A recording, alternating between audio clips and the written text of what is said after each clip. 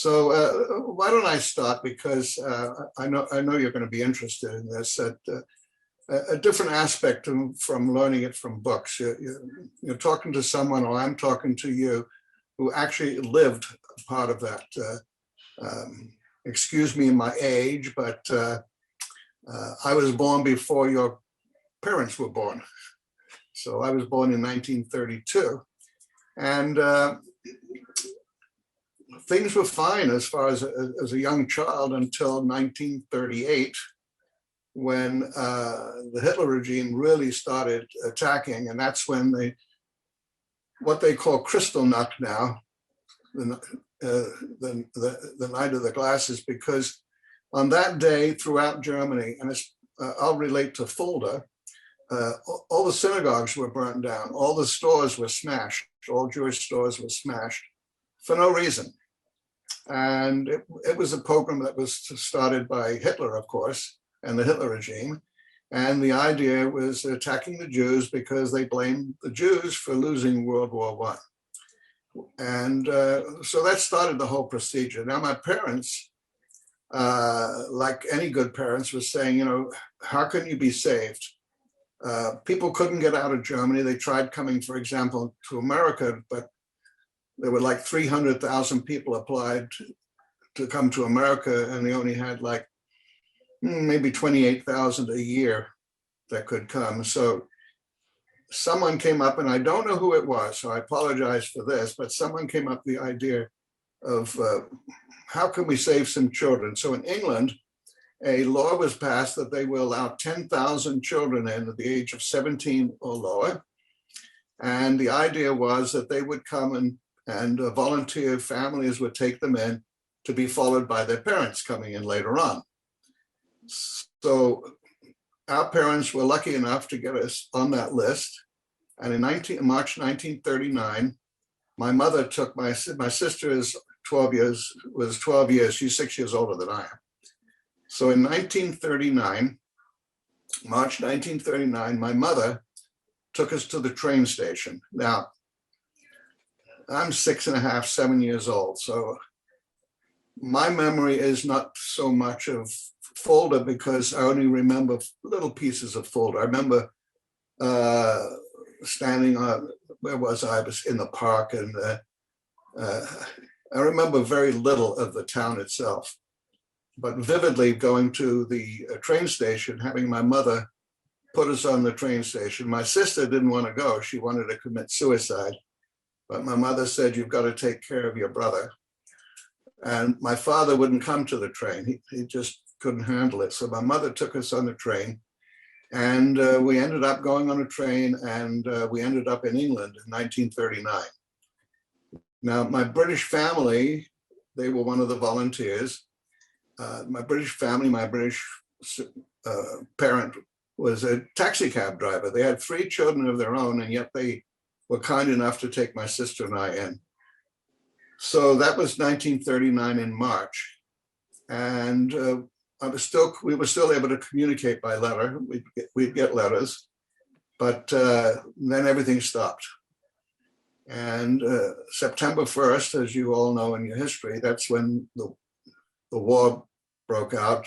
As far as England was concerned, they declared war on Germany at that time when they invaded Poland. So we were in London, we lived in London, and because there was a fear of the bombing in London, all the children were evacuated from London. So I was part of that.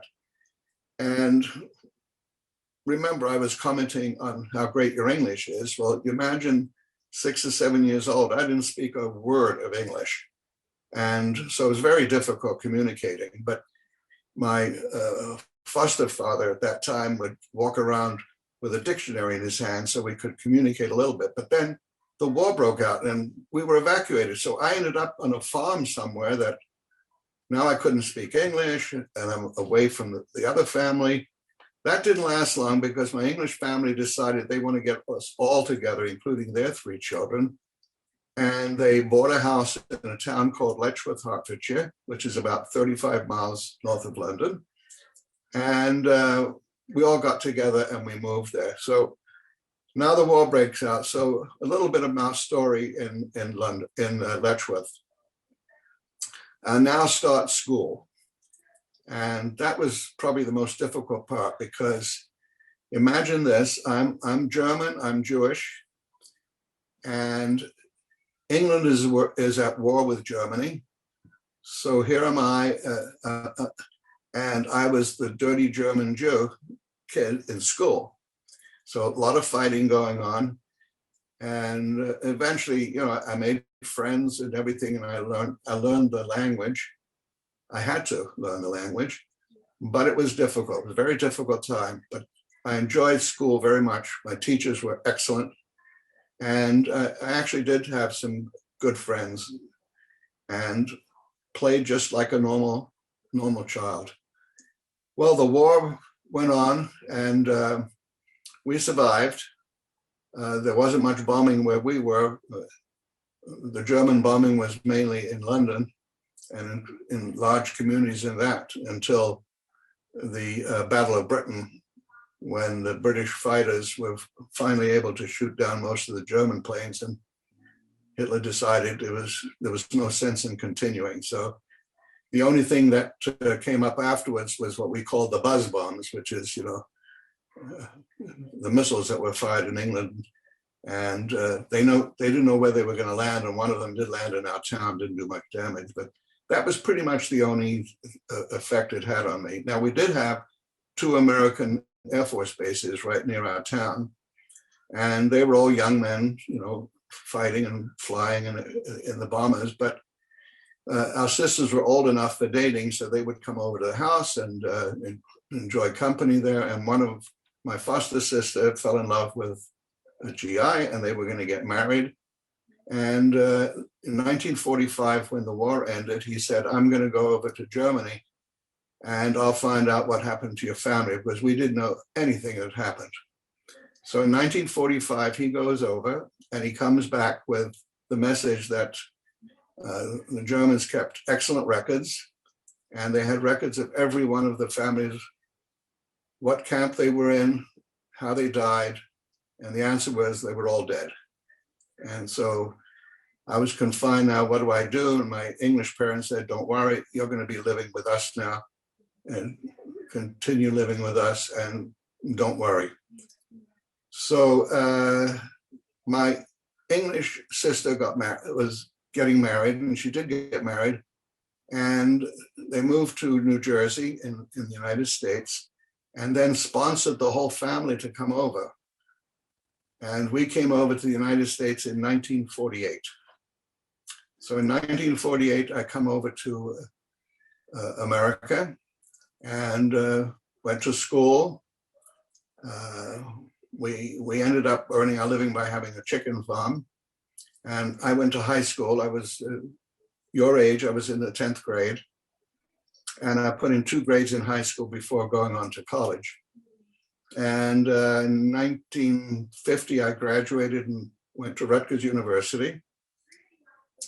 And then the Korean War was breaking out, and I had to go in the service. So I went into the Air Force, but they didn't know what to do with me because I wasn't a citizen. I was still a citizen of Germany and partially England. So I was sort of an unknown, but I still ended up in the Air Force. But since they didn't know what to do with me, they tested me, and I was very good in science and math. And they put me in a meteorological program, weather program. And I ended up in a research lab in Boston, Massachusetts in 1952, which was interesting, just as a sidelight, because this laboratory was heavy science efforts in meteorology. And they had the individuals that made the D-Day forecasts for the Americans and the D-Day forecasts for the Germans working together as scientists, which was fantastic. I mean, you can't believe this. There was the war, and here you have scientists working together, and they were great. They took me in and had all kinds of stories, and they were really smart scientists. They had ideas about going to the moon and everything else. Very, very smart. So I really enjoyed my time there.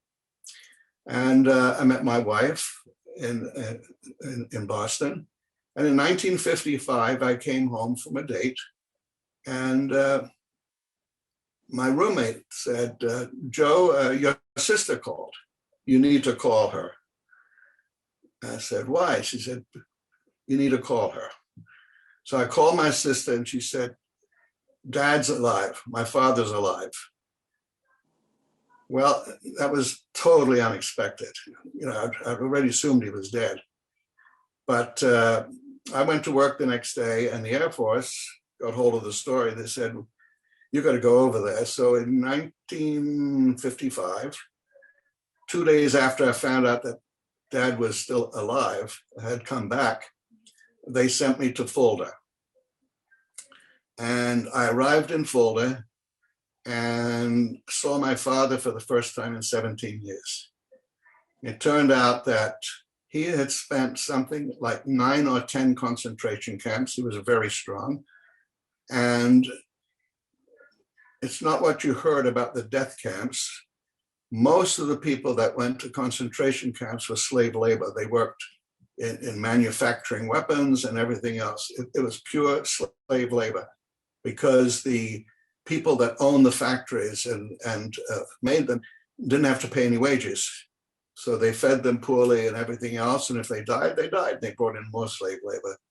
So he was able to last that. And then when the Russians came, the Russians liberated the camp. And what you don't know, and what you haven't heard in history probably, is that the Russians liberated the camp and took those people and said, oh, you work for the Germans. So they transported them into Siberia. So he spent 10 more years in Siberia, and finally came back in 1955. And let's see if I don't know if you can see this, but this is meeting my father for the first time in 17 years. Can you see that? How's that? Yeah, that's good.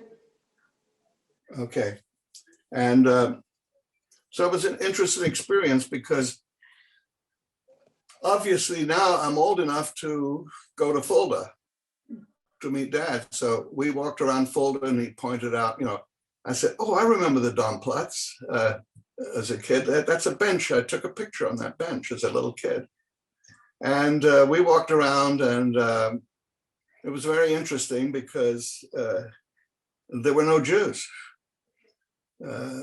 Fulda was known for the Catholic religion, because St. Boniface is buried there. And the only people that we knew growing up were either Jews or Catholics or Christians. And so it was sort of surprising everything that happened. So when I went back there, even my father said, well, maybe I'll stay in Germany. And I said, no. What happened to you, we're not going to allow that. And you have another family to live with, my family. So a year later, he came to the United States. And I won't prolong this, but imagine this. He's coming back to the United States.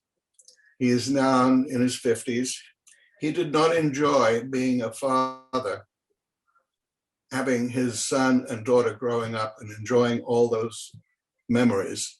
So now he was able to, through my family, my wife got married, we had 2 children. So he was able to live vicariously through my children. So he had that second life. He got remarried, had a second life. And when he retired, he moved next to me. And I was in California at the time. We had settled in California, because I won't go to my career on that, but I ended up in California, moved him near us, and we would have dinner every single week. We enjoyed that. And he lived to be 91 years old. So he had a good life in that respect, but he lost 17 years and we lost 17 years. So the importance that you have to know is that you hear of headlines, the Shoah, you hear 6 million Jews were killed, you hear gypsies were killed, you hear, but it's really individuals that you have to learn about. Individual stories, because my story is a little bit unique, but there are thousands of stories like that. We were lucky. I thank my lucky stars that I was one of 10,000 children that actually got out of Germany in time. Just think about it, only 10,000.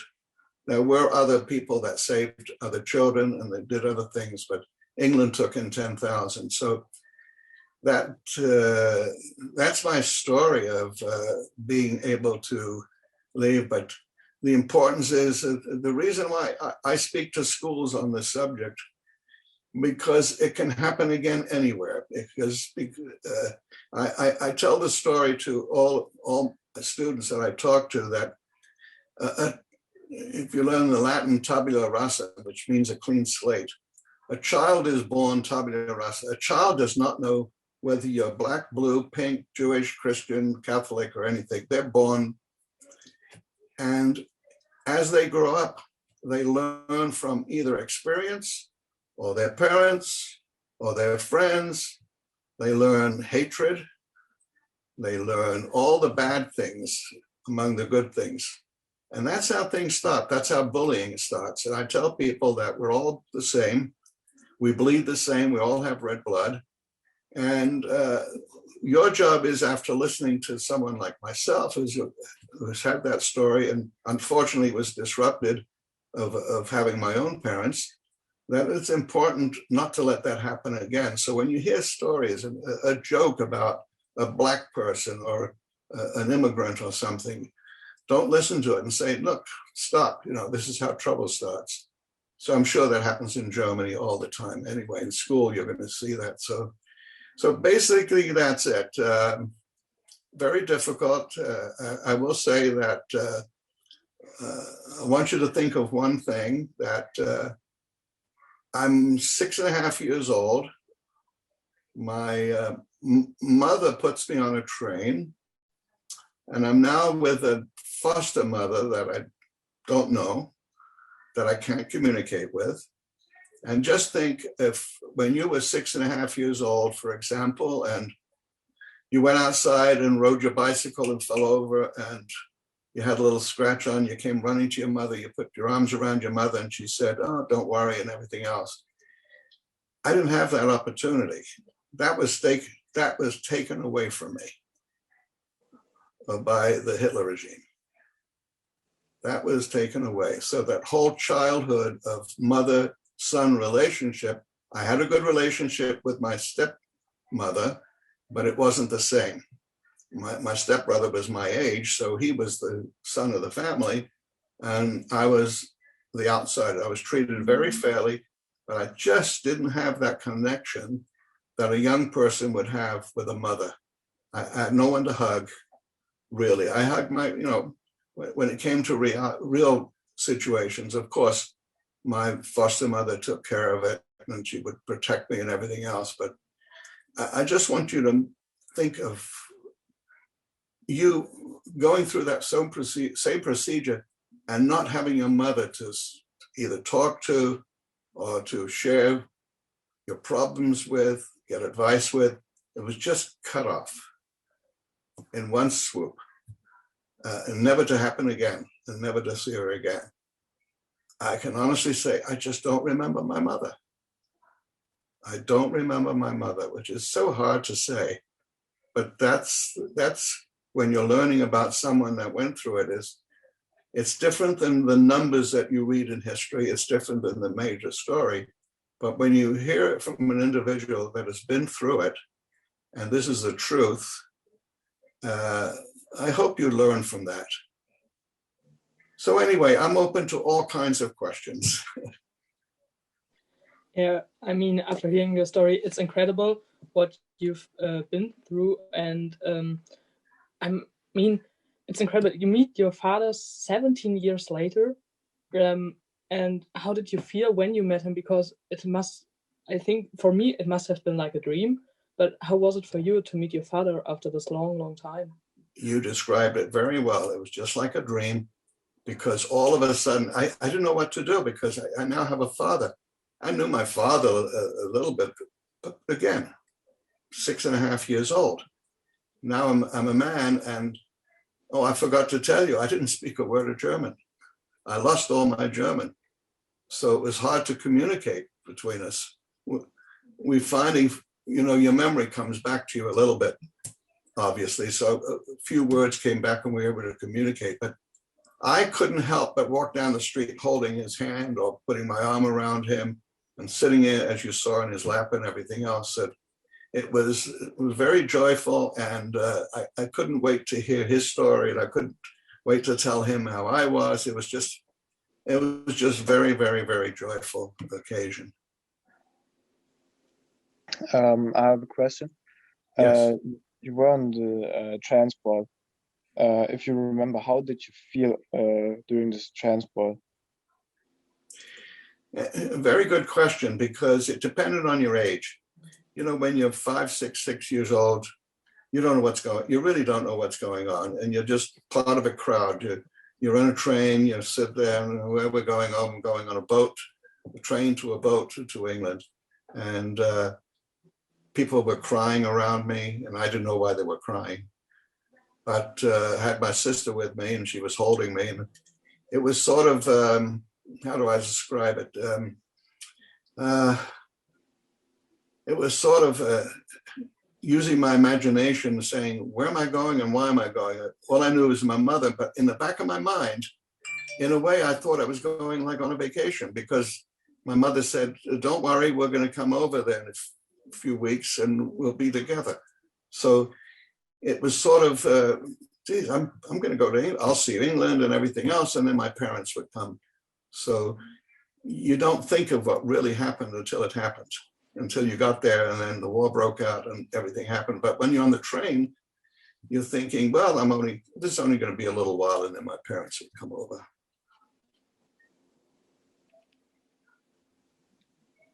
After 17 years being torn apart from your family and your hometown, Fulda, how did you feel when you arrived in Fulda for the first time again, after everything that happened, and seeing your father and walking the streets you have passed as a little child? How did that feel, seeing all the buildings again that you know from your childhood?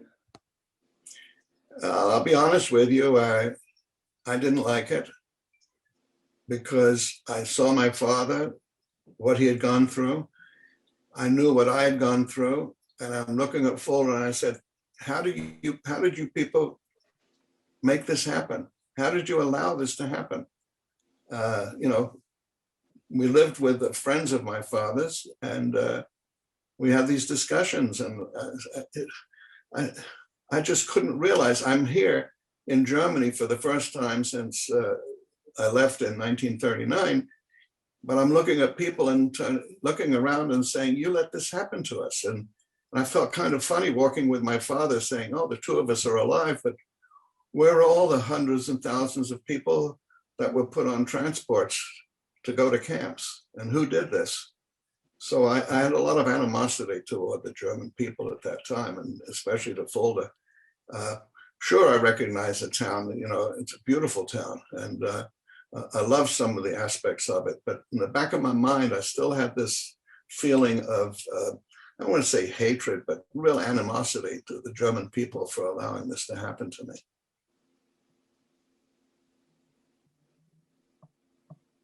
Now, since you and your sister did leave to England, and I think she may have acted as a parent at you for that in that time, do you have a deeper connection with her due to this? Or? Oh, yes.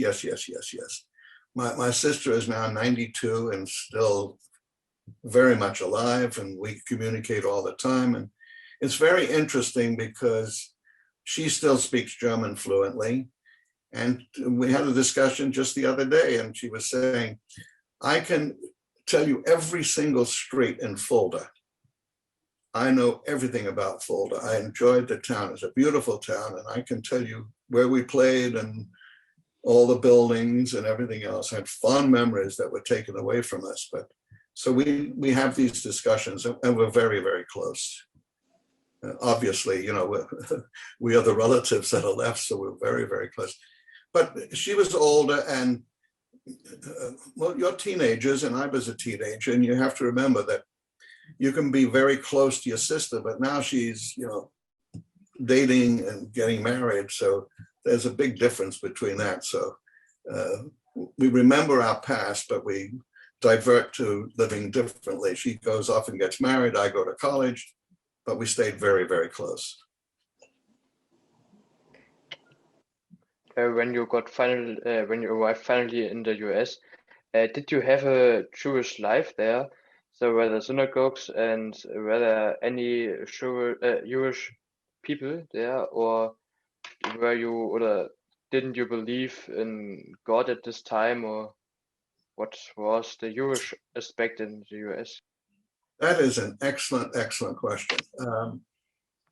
The Jews in Fulda were very religious, and we were religious. It was similar to the Catholic religion. It was, we believed in religion, we believed in God, we believed in the Bible. So when these things happened, I go to England, and my English parents were not observant Jews. They were Jewish. They didn't observe all the things that we did in Germany. So I had my prayer book with me, and I would do my prayers morning and night, even as a child. And that's how I maintained my Jewish. I was bar mitzvahed, if you know what that is, at age 13, and I was trained. And then when we came to the United States and I got married, my wife's family is Jewish, and we joined a synagogue. I became very active in my synagogue. I was president of my synagogue for many years, and we practiced it. Our children were grown up religiously. We believe in God. We believe that things that God does has a purpose. And my purpose, I felt, was I survived. And what do I do to show my love for God that He allowed me to survive? I became an ultimate volunteer. I volunteered everywhere, and did a lot of volunteer work in my career and everything else, because I thought I owed it to God that at least 10,000 of us got alive, and I was one of them.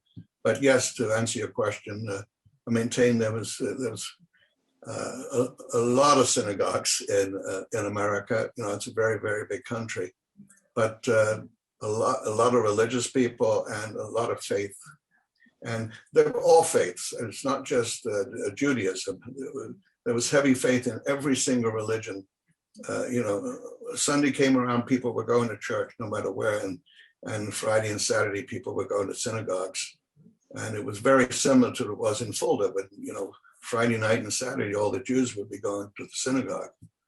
Unfortunately, you've seen the site, and I was there. I was there the night it was burned down, and my grandmother's apartment was right across the street, and watched it burn. So we went from that to America, which was very open as far as religion. Religious freedom is part of the United States, very, very important part of the United States. Thank you. Sorry. Go. If you can, what would you tell your younger self? Is there something? I think, like all of you, when you gave your reasons, you learn from the past, you learn from experience, you learn things like that. It's so important to understand that. And no matter how bad things are, you've got to stay positive, and you learn from the bad and you thrive on the positive. And what you tell your fellow classmates or younger people, like I tell younger people is all the time, is that it's up to you. You individuals have amazing, amazing responsibility and amazing capability.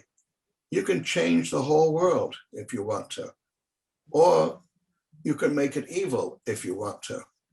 And the choice is yours. The choice of people today is you either want to make peace and you want to live in peace and you want to live with your neighbors, like the Bible tells you, live like you want to be treated, or you can go the other route. And in all places, Germany should realize that you had the choice.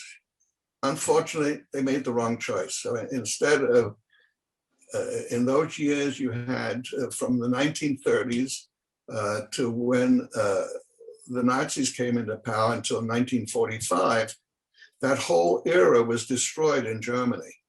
just think if that had not happened, because Germany at that time was ahead in science, in music, in literature.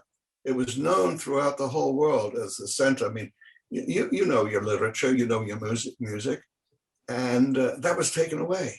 And then it had to be regenerated. So you say to young people, it's your choice. It's up to you how you decide to live in the future, and you can affect that. You can affect that very easily. Yeah.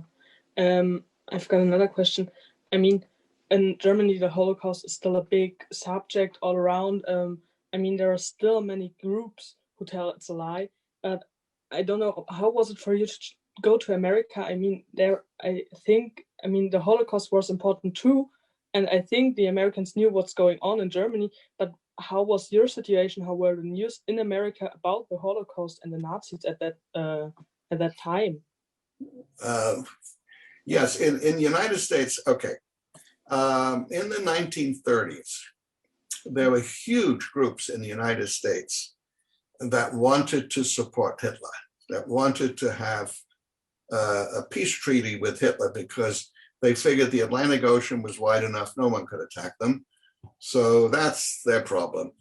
When news of the Holocaust came in, people said it just couldn't exist.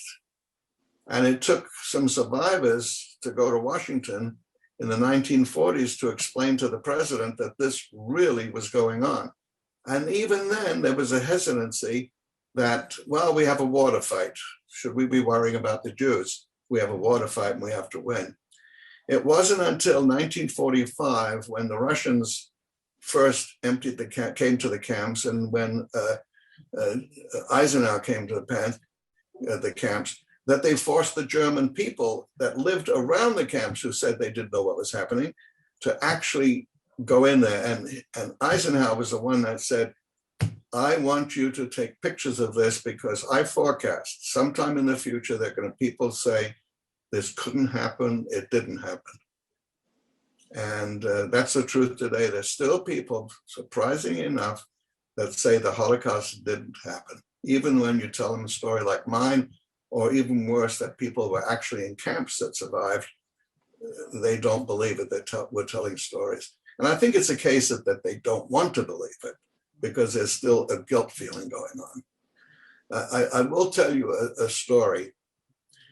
In I really forget, 78, 80s, the mayor of Fulda decided that it was time to bring some of the Jews back. So he put out a message worldwide and said, we would like for survivors to come back so we can celebrate together and have an exchange. So 130 something of us came back to Fulda.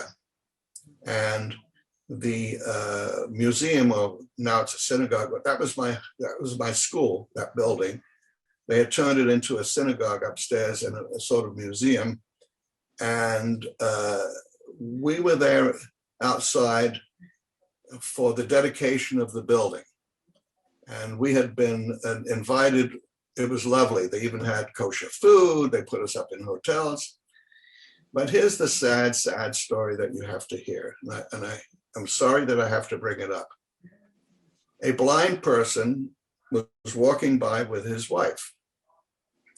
And he said to her, what's going on? And she said, well, the Jews are back. And he said, I thought we got rid of all of them. Now, this was in 1980. So still there was this feeling, and of course, older people. And you imagine when I hear something like that, and I'm saying, I would love to be proud of saying, I love Fulda and it was a great town, but it's still people that make it either good or bad. And it's a sad instance that the other thing that really bothered me, and I'll be very honest with you guys, that the mayor had all of us were put up with German families that had children. So we were with a couple that were both teachers, and they had 2 teenagers. And I was telling them the story, and they turned around and they turned to their parents and said, there were Jews in Fulda? you telling me that why didn't you tell me this happened? They were literally crying. And the grandmother finally said, yeah, I guess I ought to tell you the story. The fact is that it wasn't taught in school. The fact is it was just cleansed out. The curtain came down. The war is over. Forget it. Forget the past. And I'm saying you learn from the past. You've got to teach the students. You've got to teach young people that this could happen. You don't blame the young people. They had nothing to do with it. But they learn from that it could happen. And then you discover that all of you have the capability of thinking real hard and saying, what if we lived in that? What would I have done? Or what could I have done in that period to change things? And you realize very difficult, but it can happen. Yeah, it's a story. I mean, in Fulda, there are really few memories of the Holocaust. And I mean, in other cities, are many memories. I mean, in front of the house of my grandparents are stones in the floor that remember of the Jewish family that lived in the house. And so there are the names and when they get deported to the camps. And yeah, I think for you, is it kind of, I wouldn't call it satisfying to see that this is happening, that there are these stones that remember of the Jewish people that lived in the houses? And is it kind of satisfying for you to see this happening in Germany? Or are you still kind of, a bit depressed that the memory is still not fully alive? So like in cities like Fulda. That's a good point you make. And it's divergent. It's two different things. Number one, you say, big deal. I lived through that. What does it mean? Number two, as soon as you see some things happening, like it's happening at the cemetery in Fulda or happening where what they're doing around where the synagogue was, the fact that is happening is that somebody is bringing up history and somebody would learn from that. If it wasn't for that, it would be, like I explained before, it would be like nothing happened. It was just tear the history books from 1930s to 1950s and tear that whole chapter away. And so we don't have to worry about it. We don't have to do anything about it. We just go from 1950 on. And by doing that, you serve a very, very good purpose, because remembering the past really helps evolving the future. Because someone will come along, like yourselves or your children when you grow up, and they will say, what is this? What does it mean? And because it's there, somebody can now tell the story. Because if it wasn't there, it would be invisible. But it's a memory that will be there forever, because someone will say, what is this name on it? What does it mean that this name is on a stone? Or what are these stones around the wall that the synagogue was? What is a synagogue? And it brings out the questions that would never happen if you didn't have those memorials. So that is a very, very good thing. I mean, you look at the museum in Berlin that was put together for the Holocaust. People go in there and they can really remember things very easily.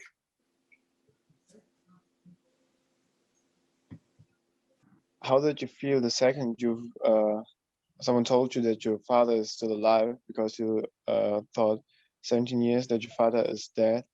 How did you feel the second they've told you he's alive? I didn't. I couldn't believe it. I literally went to bed and I went to work the next day. I turned to my boss that day in the Air Force and I said, I got this strange call last night. My father's alive. And he said, what? And I said, I just couldn't believe it, because I didn't even think of my father anymore. I hadn't thought of my father for years. I hadn't thought of my father, my parents, anybody for years. I was living a life as, an Air Force man.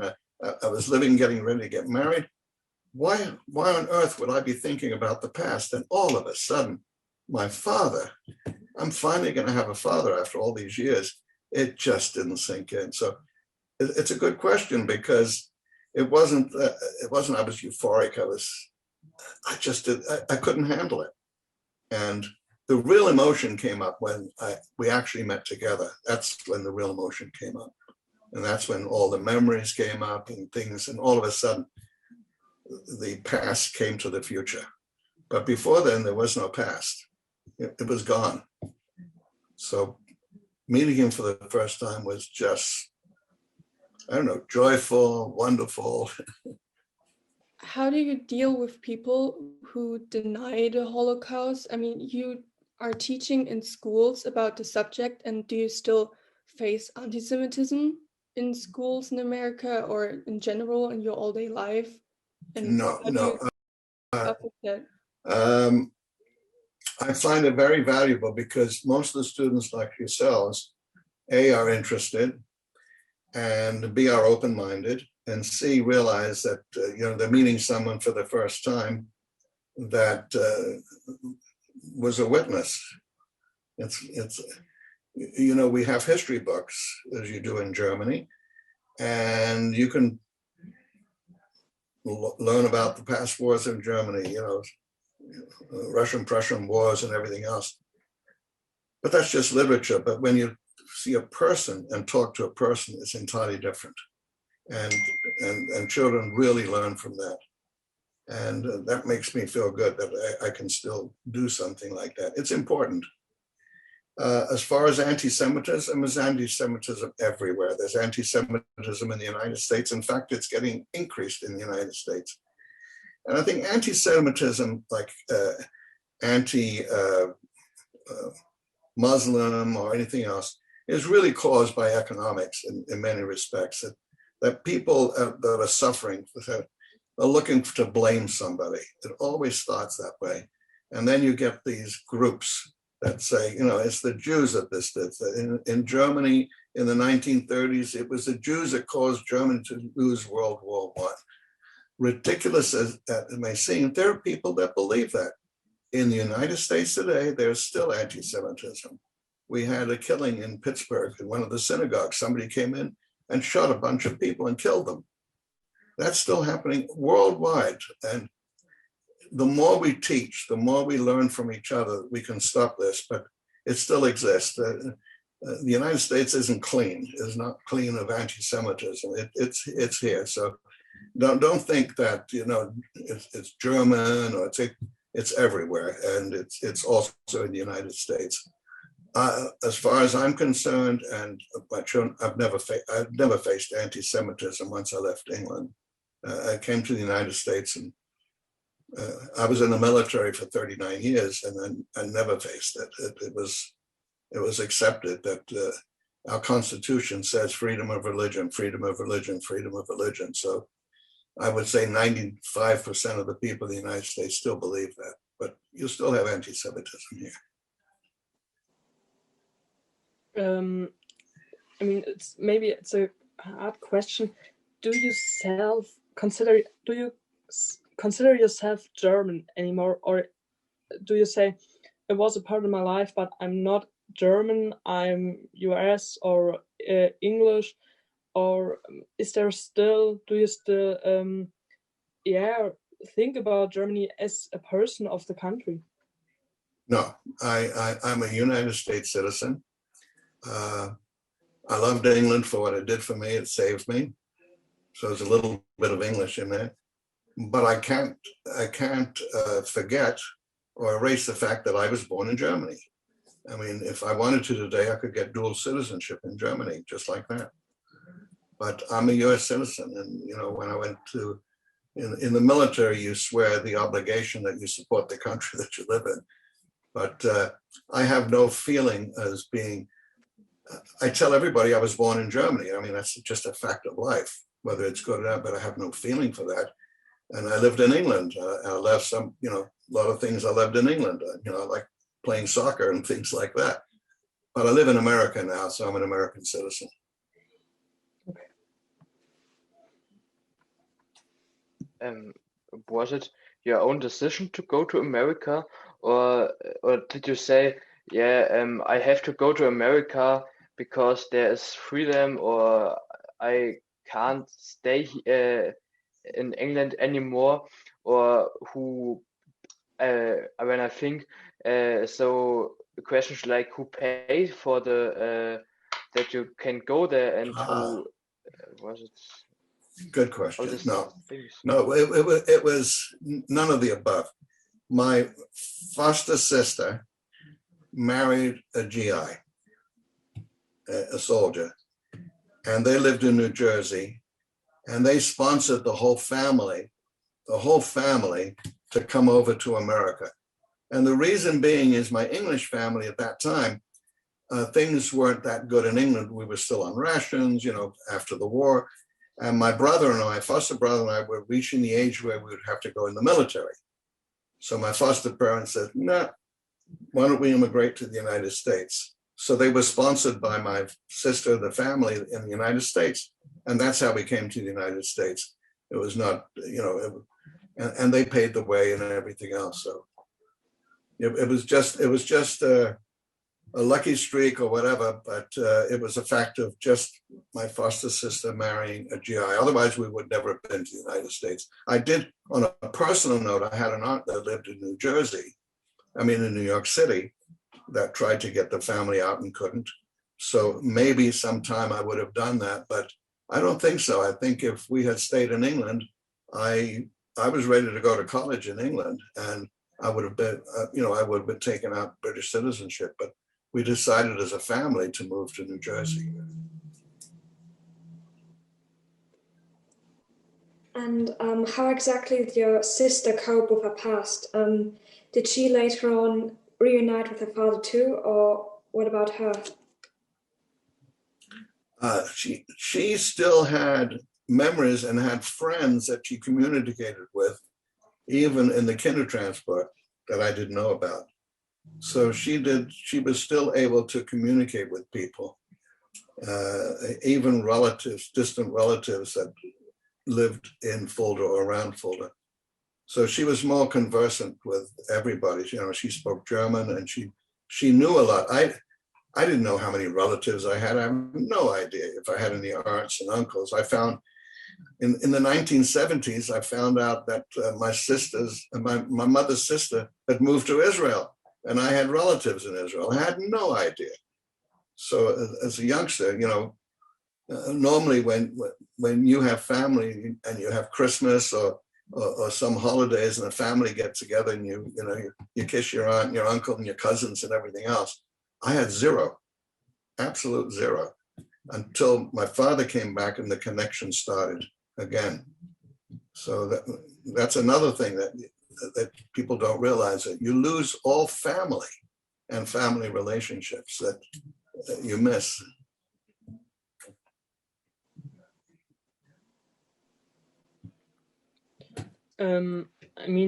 You're still living in the US, but is there, or do you ever visit Germany again after the trip to Fulda to meet your father, for example? Did you visit cities like Berlin, where the memory is still alive, and they are doing much actions, very big events to remember this? Did you ever go to Germany again, or did you never go back?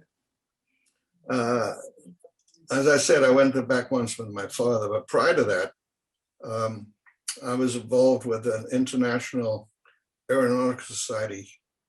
And as a scientist, I was working with them. So I was working with people in the space program all over the world, and especially in Germany. And we had a conference in Dresden. And I came back to, this was the day the wall came down. I came to Berlin, the day the wall came down. And I had to take a train down to Dresden, which was a different story for a different time. So I had to go to East Germany, which didn't exist that day. And when the conference was over, I had a chance to go to Berlin, and I went to the zoo and I saw the memorial. So, I saw Berlin was going to be a beautiful town again. And you're right. I mean, they did have a memorial, and they do much more, but that's a capital city. At that time, it wasn't the capital. It was Bonn was the capital of Germany, and until the wall came down, and then Berlin finally became the capital again. And so I've been back a couple of times through conferences and things like that, but not for any visitation to people that I remember. I thank you, but I thank, most of my thanks go to the students. I have to tell you, and I'm not telling you just to make you feel good, but your questions, the fact that you have questions, the fact that you're willing to learn, the fact that this generation, I hope that you're the epitome of the new generation in Germany that wants to learn, that makes me feel good. So although you're hearing a story on my part, I'm getting something in return from you. And I appreciate that you're here, but more important, that you have questions. It's one thing to have a teacher come to you and say, we're going to have a class and somebody's going to speak, and you say, oh yeah, I'm going to listen to it and everything. I'm going to take some notes and everything else. It's another thing to have a one-on-one dialogue, because when you're speaking one-on-one, you get a feeling, you get some warmth, you really get more understanding, and it's very personal. And you made me feel good with your questions. I want to thank you too.